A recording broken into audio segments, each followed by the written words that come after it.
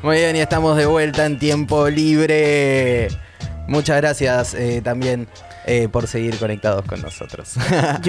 Bien ahí la milenaria, guacho, que hoy estuvo teloneando a Emilia Mernes. Oh. ¡Qué nivel! Escúchame, esto es el underground. No, y ese tema, hija del under, tremendo video con Anita, la tonta de las grafitodas, con la Martu, que es alta mini rapper, así que le mandamos un gran saludo a todas ellas, raperas del conurbano, raperas de zona sur, muy hip hop, las pibas. Shout para las Así pibas. que un gran entonces. abrazo para ellas. Y bueno, y como les contábamos, les adelantábamos hace un ratito, ya está con nosotros Andrea Datri, candidata legisladora de la Ciudad de Buenos Aires por el Frente de Izquierda y los Trabajadores y fundadora de la agrupación feminista socialista Pan y Rosas. Bienvenida. ¿Qué tal? ¿Cómo estás, ¿Cómo andan? Andrea? Bien, gracias por invitarme. Estamos muy contentos. Teníamos ganas de charlar aparte con vos. Nada, bueno, o sea, como veníamos recién viendo un poco el debate de candidatos, ¿no? A mí me pasó en la semana una amiga que me decía que sentía vergüenza de Villarruel por ser una mujer que puede aspirar a un cargo importante, político, digamos, una posición de poder importante, pero que sentía vergüenza por ver a una mujer en esa situación del lado de los tipos que están conspirando para atacar los derechos de las mujeres. Sí, le daba cringe, ¿no? O sea, pero en realidad medio como que es obvio, digamos, porque la cuestión de defender los derechos de las mujeres no depende de que seas mujer o no seas mujer. Hay mujeres que defienden intereses de los opresores y hay mujeres que defienden intereses de los oprimidos, de la misma manera que hay trabajadores y trabajadoras que votan políticos que defienden los intereses capitalistas y otros que votan partidos que defienden los intereses de la clase trabajadora. Es decir, no, las ideas dominantes en la sociedad son las ideas de la clase dominante generalmente. Y llevar las ideas de nuestra clase, de la clase trabajadora, de los sectores oprimidos, es más bien a contracorriente, no es lo mayoritario, porque tenés todos los medios, todo el régimen político, todo el tiempo inculcándote las ideas de la clase dominante. Y hasta la burocracia sindical también inculca a su manera, transmite a su manera, es una correa de transmisión de las ideas de la clase dominante, o sea, de las ideas de las patronales sobre la clase trabajadora. Y las burocracias también de los movimientos sociales, que también hay burocracias, también transmiten las ideas de un régimen político en el cual no cuestionan, digamos, no cuestionan a fondo la sociedad en la que vivimos. Y bueno, qué sé yo, es normal que eso suceda. Digo, no te tiene que sorprender que haya mujeres que son políticas de la clase capitalista y bueno, y hay otras que no. Bueno, tenemos el debate de Miriam Bregman muy pronto, ¿no? 2 debates va a haber nacionales de candidatos a presidentes donde Miriam va a ser bueno, no es la única mujer, pero es la única mujer. Es la única mujer que va a defender, ahí sí, los intereses de las mujeres como grupo socialmente oprimido, digamos, ¿no? Pero vos te referías al de vicepresidentes, ¿no? Donde estuvo Nicolás del Caño debatiendo con la milica Villarruel. No, me quedaba pensando porque me acuerdo cuando empecé a militar en Pan y Rosas, de hecho mi primer encuentro nacional de mujeres fue a los 14 años, o sea, re pibita, y recuerdo cuando la primera vez que leí Pan y Rosas, que es el libro de Andy, que tiene mucha data, así que vayan a leerlo, que me quedé con una frase de el género nos une, la clase nos divide, ¿no? Entonces me parece que es muy clave eso, ¿no? De digamos, lo que nos une en definitiva no es que seamos mujeres, sino justamente es por qué peleamos, ¿no? Y de que seamos de la misma clase, ¿no? Entonces, las mujeres de la clase trabajadora sabemos lo que vivimos y sabemos, digamos, que todas estas penurias tienen responsables, ¿no? Por eso, digamos, nos organizamos, digamos, en el Frente de Izquierda con Miriam Bregman, que somos las que peleamos, digamos, por enfrentar a la derecha, por enfrentar al ajuste del FMI. Entonces, bueno, me quedaba pensando también en el debate, Villarroel hablaba de la ESI, ¿no? Y de una manera muy atrasada, ¿no? Obviamente. Y yo estuve viendo que subiste un tuit que tuvo mucha repercusión, que yo barras. Estaba para ponerle un beat atrás. Y bueno, y me gustó mucho, ¿no? Porque yo te quiero preguntar, ¿no? ¿Por qué tenemos que defender las mujeres y las disidencias? Las mujeres laburantes, un enfoque integral de la educación sexual, además de laico y científico, ¿no? Porque, digamos, en lo integral atraviesa todo, digamos, no es educación sexual a secas, digamos, como plantean estos rancios, sino que abarca un montón, ¿no? Y como las identidades. Sí, bueno, justamente yo lo que debatía con Villarruel es que ella dijo que no estaba en contra de la educación sexual, sino que ella defendía un enfoque biologicista, ¿no? De la educación sexual. Ella dijo, la educación sexual tiene que ser biológica y no depender de la ideología de los docentes. Eso es lo que dijo ella en el debate, ¿no es cierto? Contra Nicolás del Caño, que dijo, hay que defender la educación sexual integral. Y ahora voy a explicar por qué no es lo mismo biológico que integral. Porque el enfoque biológico es un enfoque reduccionista. ¿Por qué?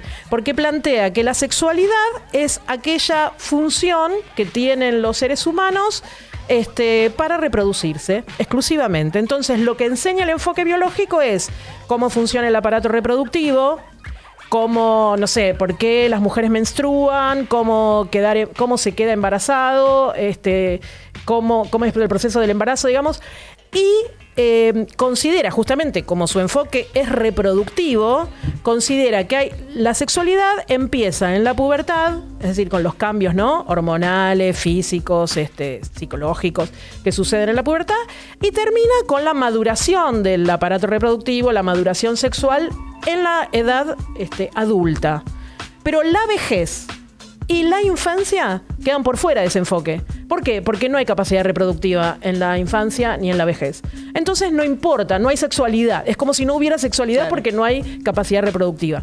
Entonces, el enfoque biológico justamente está muy cuestionado desde la educación sexual integral, porque es un enfoque que se reduce a eso y se reduce a lo sumo a explicarte cómo hacer para prevenir enfermedades sexuales, enfermedades de transmisión sexual. Como mucho te explican eso. Algunos ni siquiera te explican eso.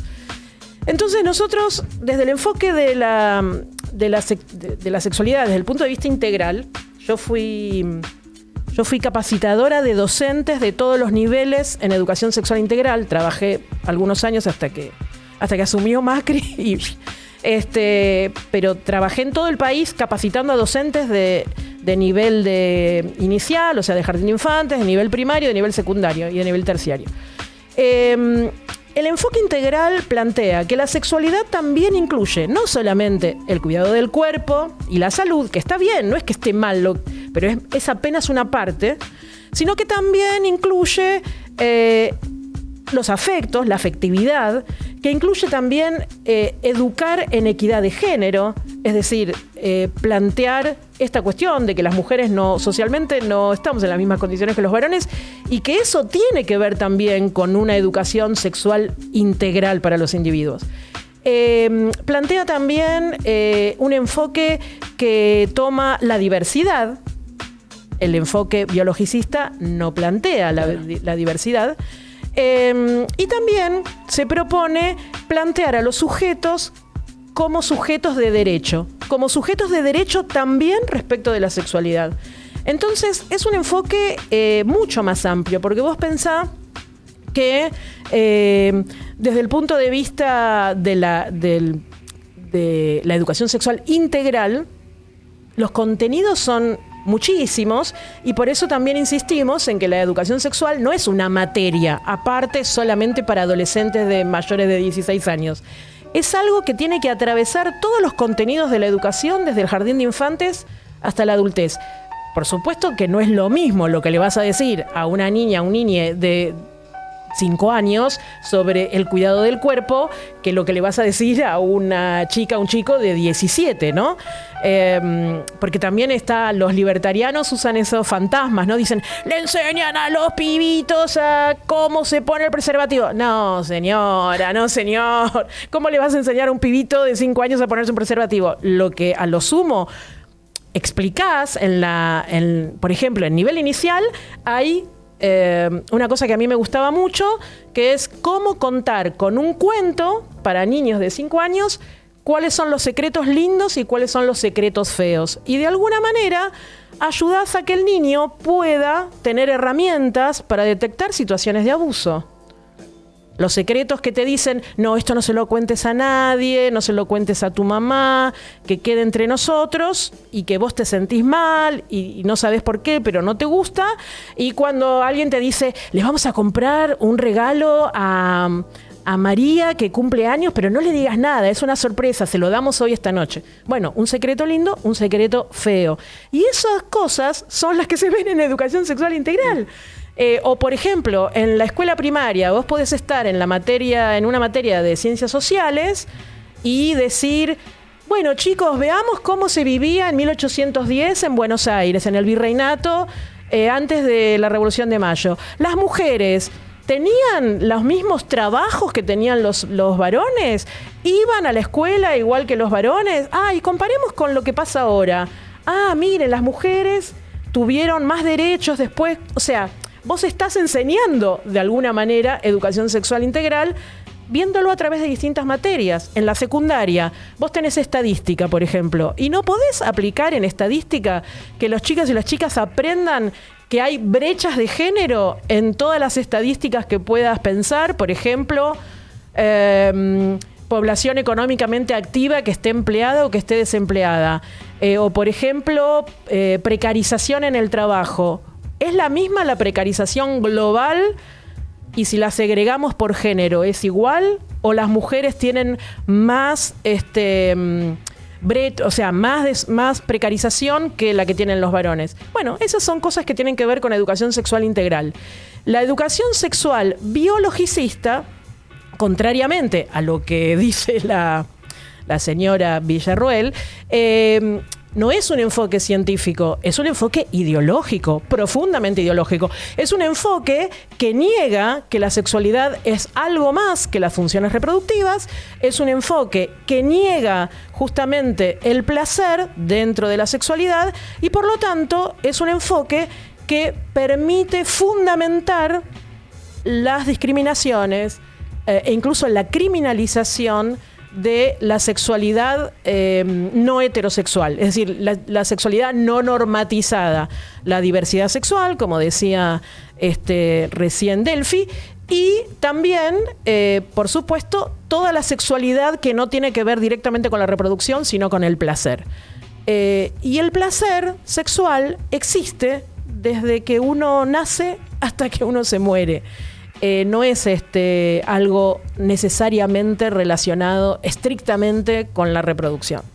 Y bueno, la sexualidad que busca el placer y que no es heteronormativa solamente a los fines de la reproducción, es una sexualidad que cuestiona el sistema en el que vivimos. Porque es una sexualidad que objetivamente cuestiona la vida que tenemos, en la cual no hay tiempo ni siquiera para poder disfrutar libremente de la sexualidad.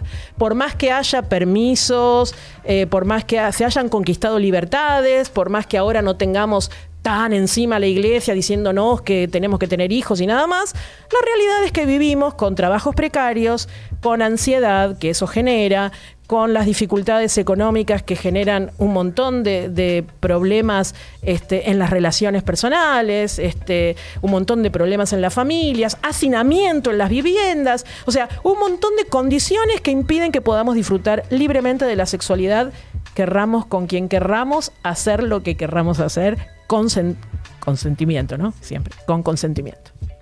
Totalmente. Muy importante esto que dice Andy. Me parece que la serie, no sé si la vieron, que me hacía acordar lo que decías, Sex Education. Sex Education, es sí. Buenísima. Hizo más por la educación sexual integral que lo que hizo este gobierno, ¿no? En los colegios. Me gustaba mucho la actriz, Maeve. La mamá del chico protagonista. Sí. Es una regia, señora sabia. Bueno, otra pregunta es, se sabe, digamos, que la izquierda hace muchos años insiste con el no pago de la deuda con el FMI.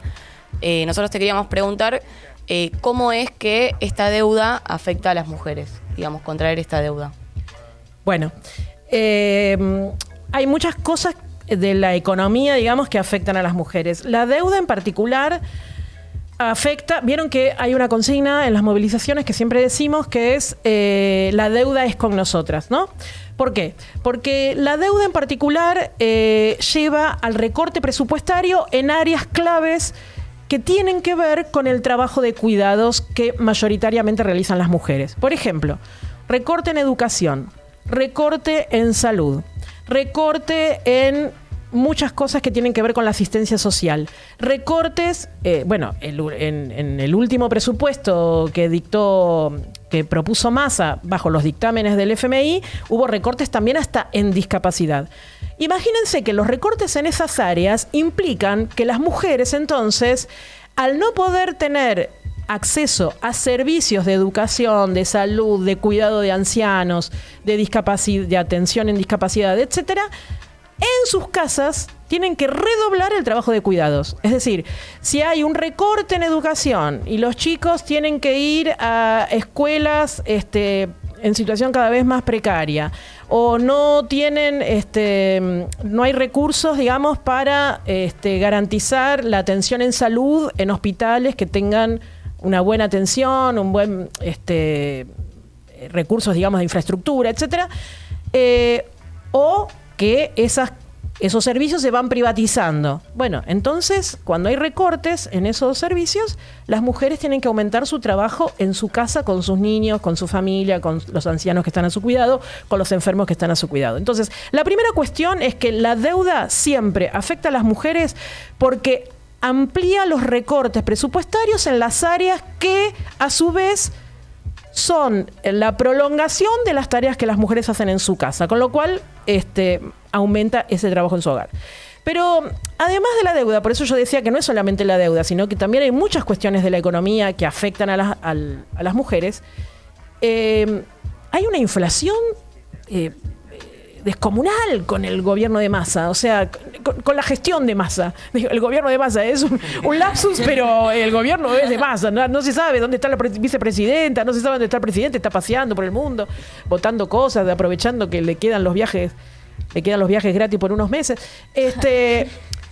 Pero bajo la gestión de Massa como ministro de Economía, la inflación, ¿vieron que se disparó? O sea, en el último año lleva un acumulado de 124% de inflación. Entonces, bueno, por ejemplo, el recorte en salud que se hizo en este presupuesto, se aumentó un 5,8% el presupuesto en salud con respecto al año pasado, pero antes le habían recortado el 39%.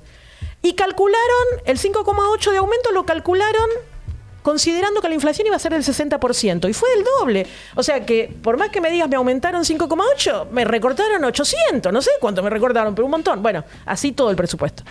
Pero, no, volviendo a lo de la inflación, ¿por qué todo esto golpea peor a las mujeres? Porque las mujeres, la gran mayoría de las que trabajan, que son más o menos el 40% de las mujeres trabaja, tiene algún tipo de ingreso, ya sea asalariada o cuentapropista, la mayor de ese 40% de mujeres que trabajan, a su vez, casi el 40% lo hace en situación de precarización. Es decir, tiene un trabajo sin derechos, sin salario que cubra la canasta familiar, sin sindicalización, sin nada, ¿no es cierto? Y mucho más las cuentapropistas, porque cuando uno dice cuentapropistas, ¿vos qué te imaginás? Una emprendedora exitosa, publicista, no. En general, las cuentapropistas mujeres son la peluquera que atiende en el living de su casa, la vendedora ambulante que vende lo que cosecha en su propia huerta, verduras por la calle, o cocina en su precaria cocina unas empanadas y sale a vender. O sea, eso es el cuentapropismo de las mujeres. Y vieron que hubo otro tuit sobre el debate que fue muy escandaloso, que le dijeron, empezaron los libertarianos a atacarlo a Nicolás del Caño, diciéndole, ay, el salame dice que no tenemos derecho a enfermarnos. Sí, bueno, terrible. Bueno, no tenemos derecho a enfermarnos. La juventud que trabaja precariamente, que pedalea en el Rappi, decime qué pasa cuando te enfermas. ¿Quién te paga ese día que no vas a trabajar? Te echan directamente. No, y un Te día echan, o sin laburar no trabajás un y día entonces sin cobrar. no cobras. Bueno, la mayoría de las mujeres está en esa situación. Por lo tanto, sí, la mayoría de las mujeres no tiene derecho a enfermarse.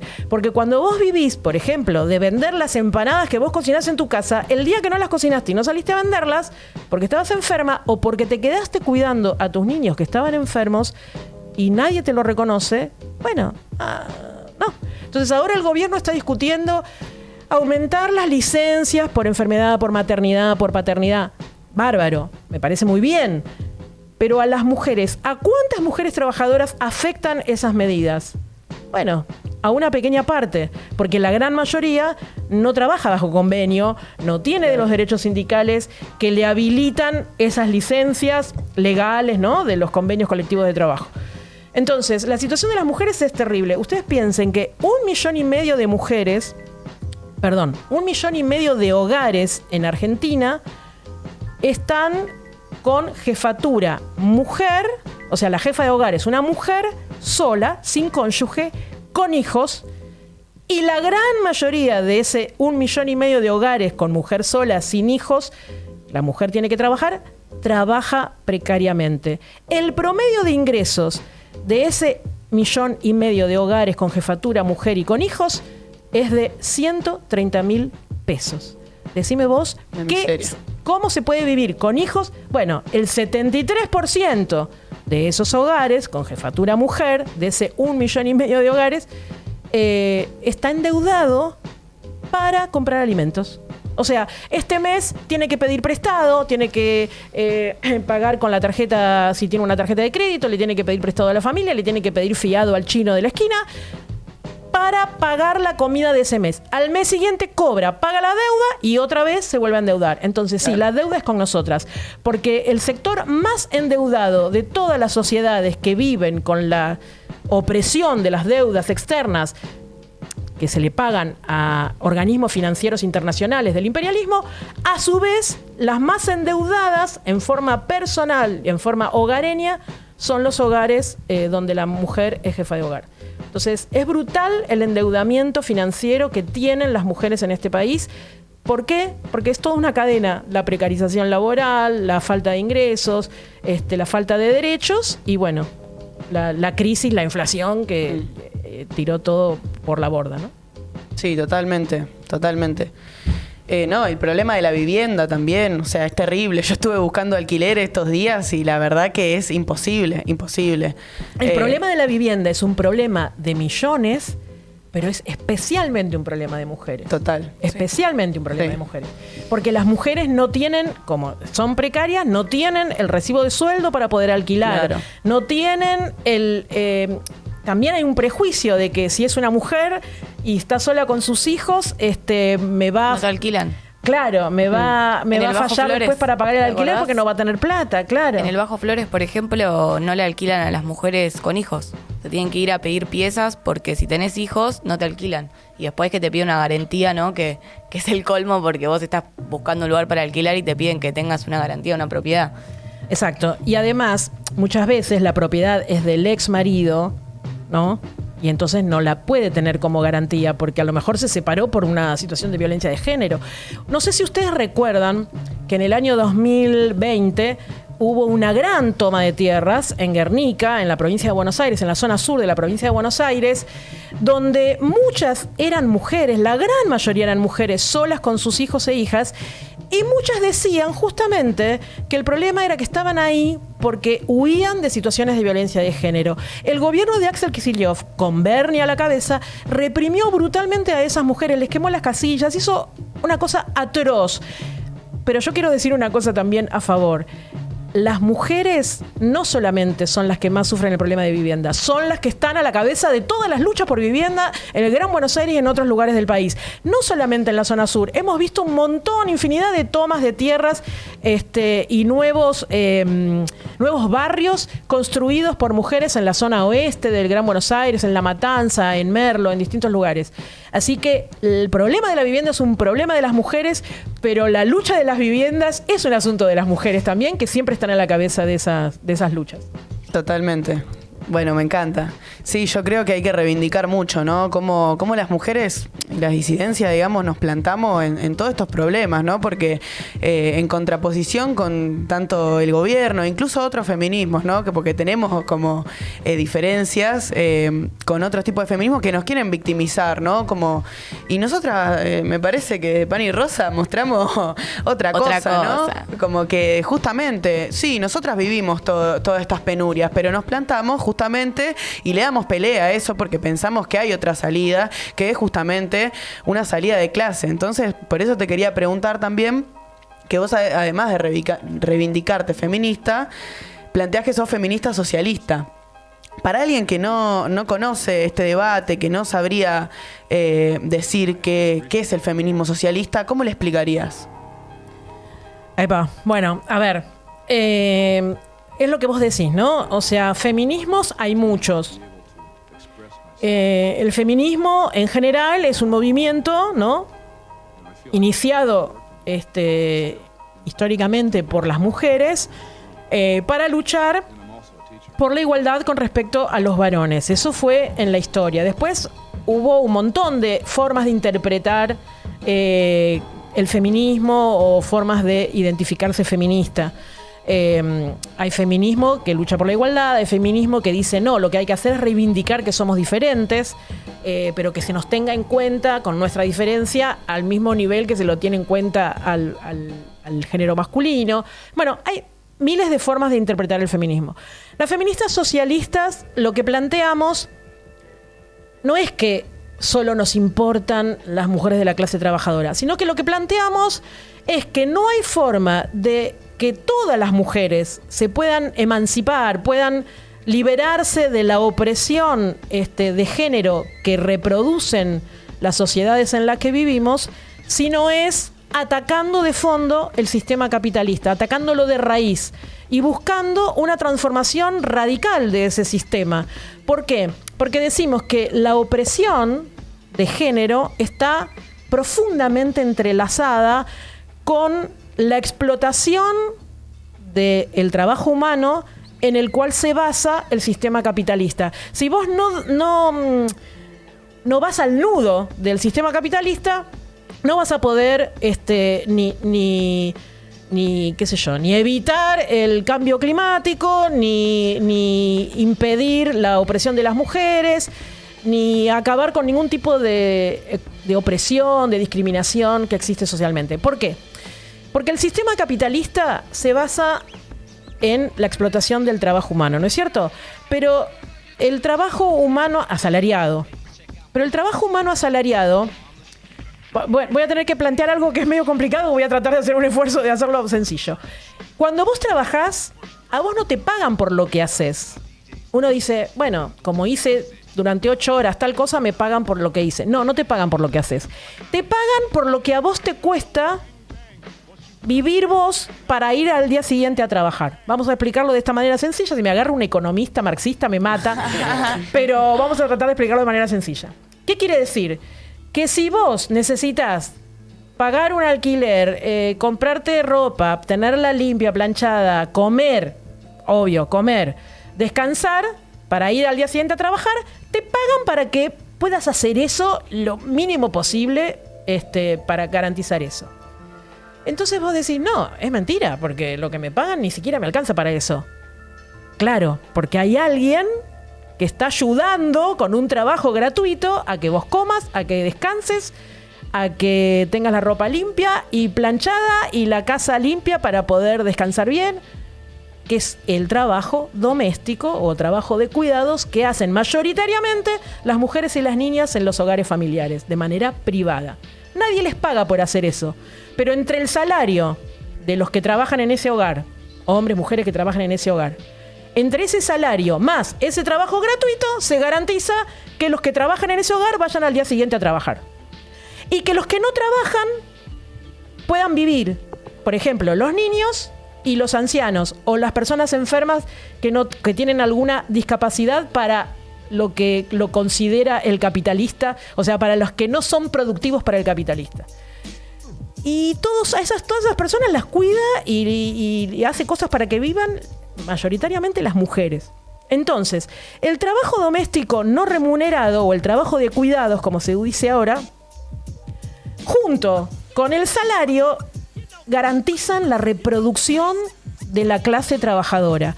No solamente día a día, sino también de las futuras generaciones. Porque mandar a esos chicos al colegio bañados, limpios, con guardapolvo, con los útiles escolares, también depende del ingreso salarial que haya en ese hogar, más lo que hagan las mamás para que ese chico vaya a la escuela. Entonces, el capitalismo no puede eliminar el trabajo de cuidados, no lo puede eliminar totalmente.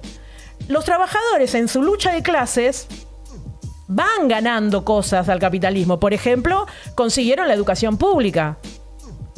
Por ejemplo, consiguieron la salud pública. Por ejemplo, consiguieron que haya plazas, parques y lugares de diversión y de ocio gratuitos, públicos. También, cuando retrocede la lucha de clases, avanzan con la privatización de la educación, avanzan con la privatización de la salud, ¿no es cierto? O sea, que es un ir y venir, un tironeo. Pero, en última instancia, lo que no pueden los capitalistas es reducir a cero el trabajo de cuidados. Porque de eso depende también la ganancia de los capitalistas. O mejor dicho, pierden menos dinero los capitalistas que el que perderían si tuvieran que pagarte a vos como trabajadora, no solamente para que compres la comida y pagues los impuestos, sino también tus horas que perdés en planchar la ropa, en lavarla, las horas que perdés haciendo la cama, las horas que perdés limpiando el baño. ¿Entendés?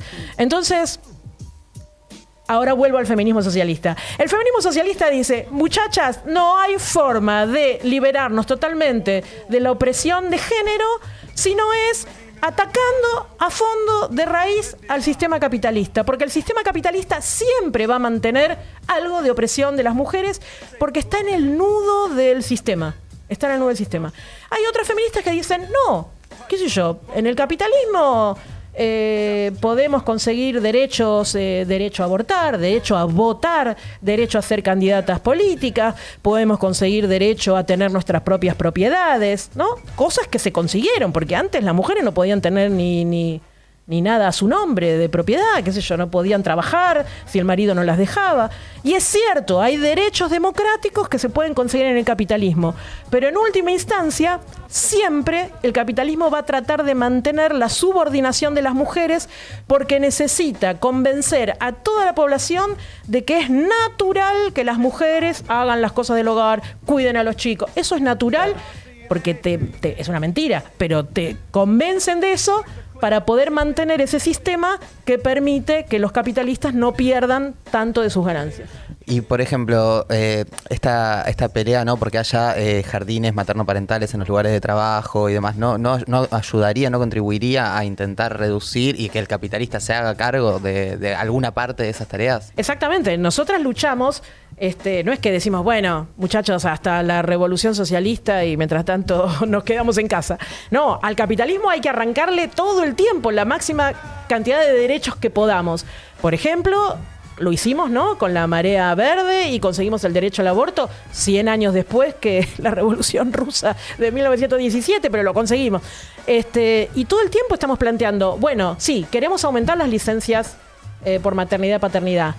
Pero también queremos que las mujeres tengan trabajo con derechos. Pero también queremos, por ejemplo, que construyan jardines materno-parentales en todos los barrios. Por ejemplo, en la ciudad de Buenos Aires, la ciudad más rica del país. ¿Por qué no hay jardines materno-parentales en todos los barrios? ¿Por qué no hay incluso para todas las mujeres que no son de la ciudad de Buenos Aires, pero que tienen que venir con sus hijos a cuestas a trabajar a la ciudad? Más o menos son 500.000 mujeres que entran todos los días a la ciudad de Buenos Aires a trabajar. Como trabajadoras de casas particulares, como enfermeras, como maestras, como empleadas administrativas, como ¿cómo se dice? Las que trabajan en telemarketer o call center. Sí. Bueno, entonces, sí, son cosas que hay que reclamar. Por supuesto que siempre todo depende, no hay un hilo, ¿no? Donde uno va ganando más derechos, más derechos, más derechos, más derechos, y va a llegar un día en donde vamos a ser todos felices y vamos a estar todos contentos y todos en igualdad. No. Siempre todo depende de la lucha que demos. Entonces, cuando la lucha avanza socialmente y de conjunto de la clase trabajadora, conseguimos más derechos. Cuando la lucha retrocede y avanzan los capitalistas y hacen una contraofensiva a los capitalistas, el Fondo Monetario, nos imponen la inflación, la devaluación, etcétera. Bueno, ahí retroceden nuestros derechos, pero es una lucha constante y que hay que darla, ¿no? Perfecto. Totalmente. Sí, por eso que decías de los jardines materno-parentales, yo que estudio en Filo, por ejemplo, fue una conquista de la lucha de los estudiantes en 2010, que tomaron la facultad varios meses, que se abra un nuevo edificio y que haya un jardín que todavía hasta el día de hoy, cuántos años pasaron, ¿no? Y sigue sin estar, pero digo, se conquistó que haya un nuevo edificio y que haya un espacio para las infancias, porque es verdad que, o sea, no solamente las mujeres madres no tienen dónde dejar a sus hijos en los laburos, sino que también si tienen la oportunidad de poder estudiar o querer hacer otra cosa, no sé, no pueden ir a la clase con el pibe ahí estudiando, o sea, debería ser un derecho, digamos, no solamente en los lugares de trabajo, sino también en los lugares de estudio para garantizar que las mujeres puedan acceder a una educación digna, ¿no? Sí, incluso donde hoy existe eso, que hay una juegoteca y también un jardín, o sea, donde hay docentes que pasan el día con las niñas, es en Madigraf, ¿no? Que es, digamos, la fábrica recuperada por sus trabajadores y trabajadoras, ¿no? Entonces muestra un ejemplo, ¿no? De cuando no están los capitalistas y están los trabajadores a la cabeza, es otra la historia, ¿no? Exactamente, sí. Total. Andy, contanos, ¿cómo empezaste a militar vos? ¿Cómo empecé a militar? Bueno, es como contarles, no sé, las batallas del Ejército del Norte comandado por Belgrano, ¿no? Porque fue hace mucho tiempo. Yo tuve, digamos, dos comienzos de mi militancia. Podría contar, un comienzo, digamos, fue mi militancia estudiantil en la escuela secundaria. Yo entré en la escuela secundaria en 1980, es un siglo pasado, siglo XX, en plena dictadura, ¿no? O sea, hice la mitad de la secundaria en dictadura y la mitad de la secundaria en democracia.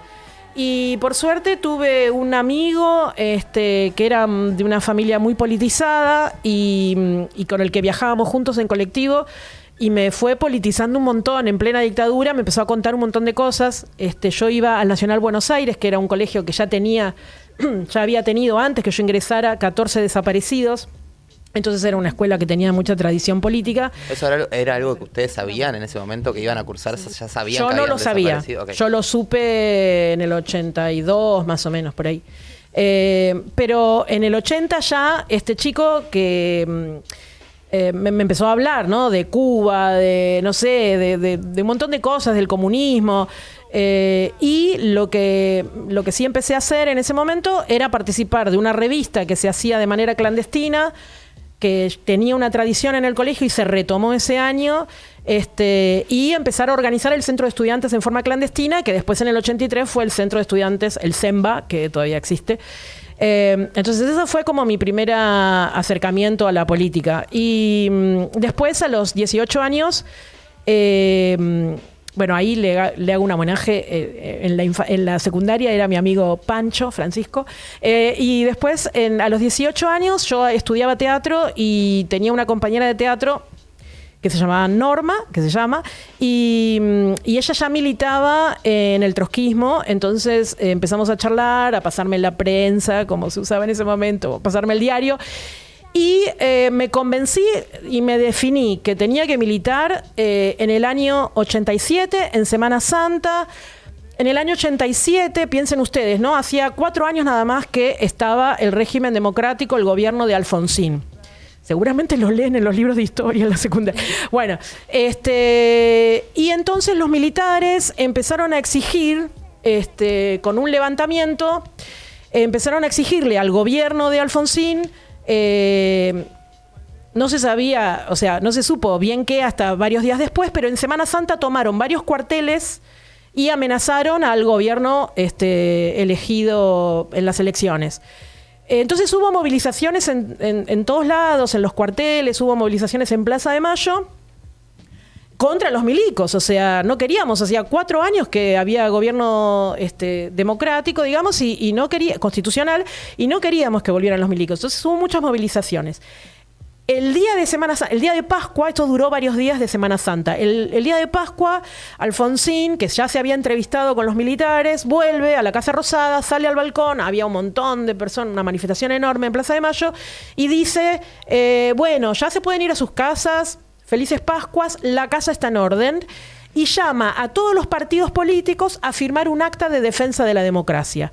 En ese momento, los trotskistas se van de la plaza, se retiran, todo el mundo los escupe, le tira piedritas de ahí de la plaza, les dice, ustedes quieren que vuelvan los milicos, y yo dije, tengo que estar con esta gente. A los pocos días o a los pocos meses salió la ley de obediencia debida. Eso era lo que había pactado el gobierno de Alfonsín con los militares, con el aval y la firma de todos los partidos políticos del régimen.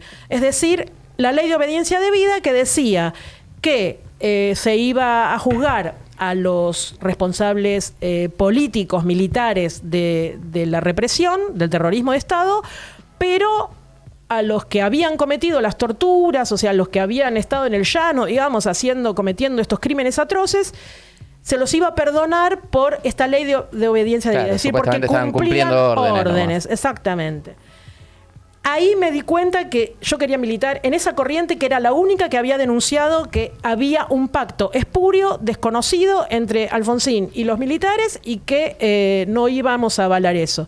Esa fue mi definición. A partir de ahí milito desde ese día sin interrupciones, digamos, hace 30 y... Casi 40. 7 años, exacto. No, empiecen a sacar las cuentas. Pero hace mucho. En realidad empecé muy chiquita. Y desde ese día milito, y yo creo que, a diferencia, vieron de lo que dicen algunas personas mayores que dicen, yo cuando era joven era zurdo, claro. era de izquierda, pero bueno, después te das cuenta que eso se te pasa con la juventud. Yo creo que no, que al revés. Yo creo que cuanto más grande soy, más convicciones tengo, más decidida estoy y más feliz estoy de haber elegido este camino, porque si no la vida no tendría mucho sentido, me parece, si no la hubiera dedicado a luchar y a conspirar contra este sistema que es invivible para millones. Totalmente. Toma barras. Bueno, y yo te quiero preguntar, ya que bueno, estamos con la honorable, la fundadora de Pan y Rosas, que nos cuentes un poco, ¿no? La historia de cómo surgió Pan y Rosas, que bueno, ahora que se viene el encuentro plurinacional de mujeres y disidencias, que bueno, que Pan y Rosas surge en el 2003 y atravesado también por los encuentros, ¿no? Que en el 2003 también fue como... un momento donde en los encuentros empezó a discutir mucho el problema del aborto legal, y ahí, digamos, surge la corriente donde militamos Pan y Rosas, y bueno, nos gustaría que nos cuentes. Pan y Rosas es el resultado, en realidad, de un proceso previo que empezó a dar en diciembre del 2001. Diciembre del 2001, la crisis grande del país, la caída de la Rúa, 30 muertos por represión en las calles, asambleas de vecinos, fábricas tomadas. Y entre las fábricas tomadas, en ese momento, estaba una textil, que sigue siendo una cooperativa, que está muy cerca de acá, del estudio donde estamos grabando, que se llama Bruckmann. Esa textil... en esa textil trabajaban unas 60 más o menos mujeres mayores, costureras y un par de hombres. Y en esa textil se nucleaban las asambleas de vecinos, se nucleaban los movimientos de desocupados. Durante todo diciembre, enero, febrero del 2002, todo el año 2002 casi, tuvieron varios desalojos, fuimos a defender los del desalojo. Bueno, la cuestión es que ahí las compañeras que militábamos en el Partido de los Trabajadores Socialistas, en el PTS, todavía no existía el Frente de Izquierda, conocimos a un montón de jóvenes feministas independientes que venían sobre todo la mayoría eran estudiantes universitarias, y empezamos a coincidir. Y en el 2002 estuvimos mucho compartiendo en estas luchas, y en el 2003 participamos de la Asamblea por el Derecho al Aborto que había creado una feminista histórica, que la amamos todas, que se llamaba Dora Koledesky, ya falleció. En esa asamblea preparamos cómo ir al Encuentro Nacional de Mujeres, así se llamaba en ese momento, el Encuentro Nacional de Mujeres que se iba a hacer en el 2003 en Rosario, cómo íbamos preparadas para lograr que se votara un plan de lucha nacional por el derecho al aborto. Esta era la idea de Dora Koledesky y dijo, hagamos una asamblea y vayamos preparándonos. Con los partidos de izquierda, con las militantes feministas, con distintas organizaciones sociales, bueno. Y en ese encuentro de Rosario, entonces fuimos, nosotras llevamos una bandera enorme que decía por el derecho al aborto libre y gratuito, no le pusimos ninguna firma, no existía pan y rosas, era una bandera violeta de 7 metros gigante, entonces todo el movimiento de mujeres tomó esa bandera, se la iban pasando de mano en mano porque llevarla costaba un montón para ponerla ahí adelante en la movilización del encuentro. Y fue el primer encuentro en el que se hizo una asamblea enorme donde se votó un plan de lucha y que fue quizás el puntapié inicial para lo que después fue la campaña nacional por el derecho al aborto, que ustedes conocen, ¿no? De los pañuelos verdes, etcétera. Pero en ese momento, entonces, bueno, participamos juntas con estas chicas. Teníamos en común que queríamos pelear por el derecho al aborto, teníamos en común que planteamos la necesidad de defender los derechos de las mujeres trabajadoras y también teníamos el interés de pensar la cuestión de la emancipación de las mujeres desde el marxismo. Y entonces, cuando volvimos del encuentro, dijimos, bueno, ¿y por qué no hacemos una agrupación común? Entonces, y ahí surgió Pan y Rosas, que el nombre tiene que ver con una huelga de mujeres textiles del año 1911 en Estados Unidos, que las crónicas que salían en los diarios de esa huelga dicen que en una manifestación 2 jóvenes obreras textiles llevaban una bandera que decía queremos el pan y también las rosas. Y entonces usamos ese nombre porque nos gustó y porque estaba relacionado con nuestra historia, con estas obreras textiles de Bruckmann y bueno, toda esa genealogía, digamos. Y no solamente es una corriente, ¿no?, con toda la historia que cuenta Andy, sino que es una corriente internacional. Sí, luego surgió Pan y Rosas Brasil, después rápidamente Chile, México, Uruguay, Bolivia, Venezuela, Costa Rica, Estados Unidos, España, Alemania, Italia y Francia. Esos son el último fue Estados Unidos en realidad. Esos son los países en los que está Bread and Roses, Brot und Rosen. Me encanta, políglota. Du pain de rose.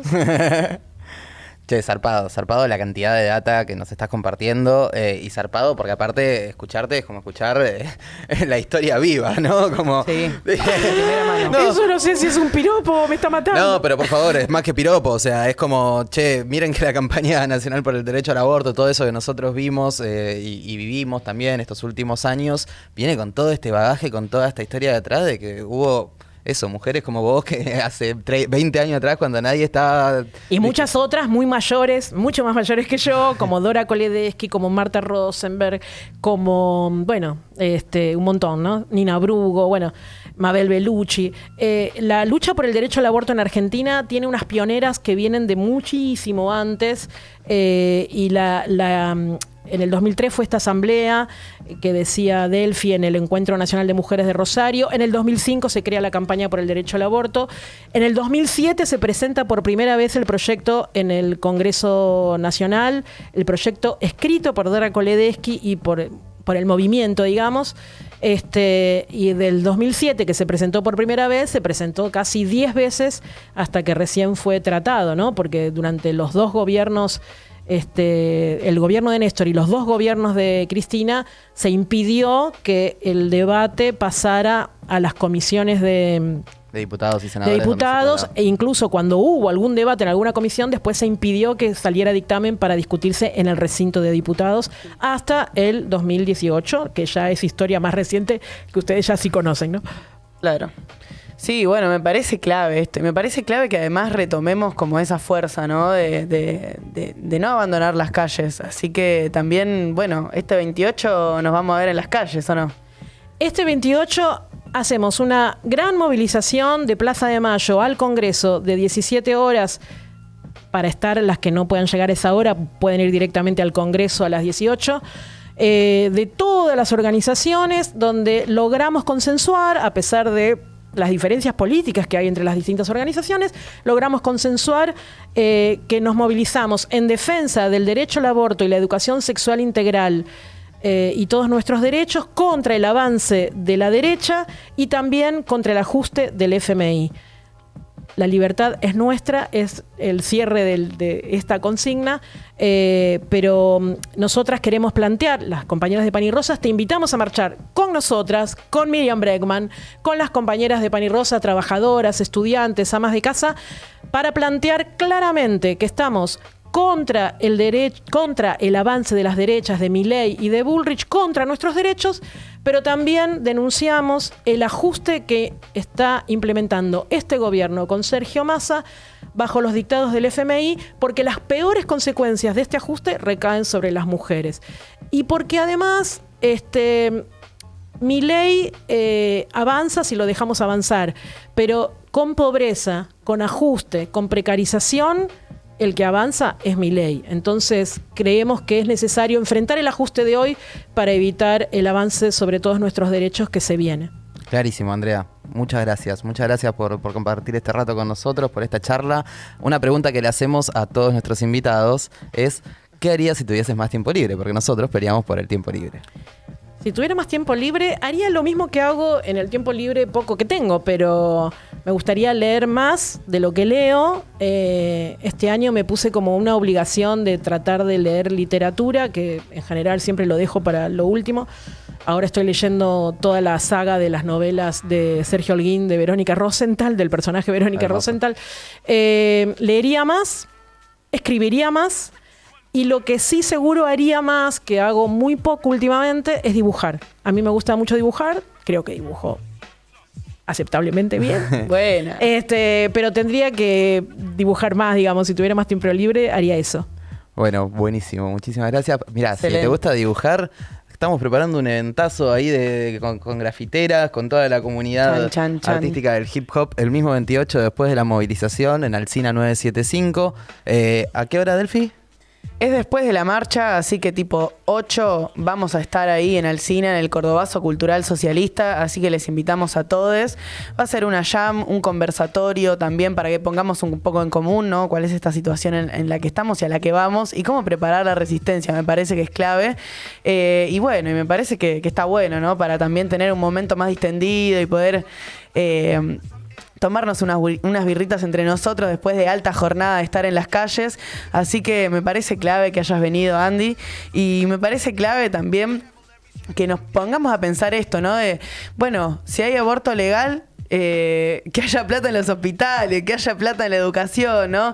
Porque con el FMI en el país no se puede garantizar el aborto legal, no se puede garantizar, digamos, que las mujeres seamos libres, ¿no? Como dicen algunas compañeras de las organizaciones kirchneristas, ¿no? Que un poco se abanderan de que la libertad es nuestra. Me parece que la libertad que tenemos que conquistar es justamente la libertad de todos los ámbitos de la vida, ¿no? De la cultura, de la sexualidad y justamente de tener tiempo libre. Cuando, digamos, tener miles y miles de horas en el trabajo y no poder darle de comer a tus hijos, ¿qué tiempo libre podés disfrutar?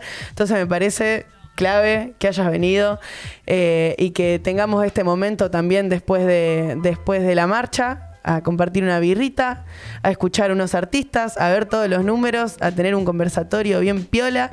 Así que bueno, con esto cerramos. Y bueno, muchas gracias, Andrea, por haber venido. Gracias Andrea. a ustedes. Bueno, seguimos ahí en tiempo libre. Ya volvemos.